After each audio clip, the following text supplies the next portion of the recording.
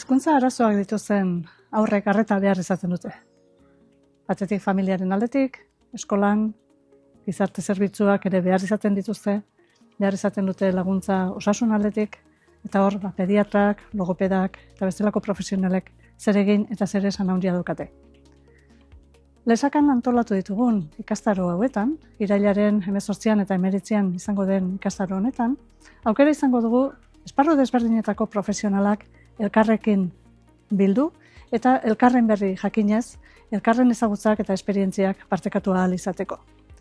Aukera izango dugu, alde batetik, Euskal Autonomia Erkidegoan diharduten teknikari profesionalak, beste batetik izango dugu aukera Nafarroako esperientziak ere izateko, eta baita Gaztela Leon eta baita Kubako formatzaile baten esperientziaren berri ere izateko.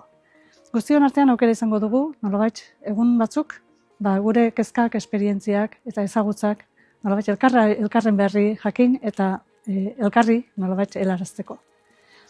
Foro honetan, esparru desberdinetako profesionalak ditugu, esan bezala, hezkuntzan ari direnak, familiekin ari direnak, eta baita pediatrak edo direnak. Eta esparru honetan, nolabait desberdinetako ekintzak antolatu ditugu. Batzuk izango dira nolabait hitzaldi, eskola saio ohikoak izaten diren bezalakoak, baina izango dugu tailer bat eta izango ditugu bestelako ariketa txiki batzuk ere, nolabait entzuleekin batera partekatu ahal izateko.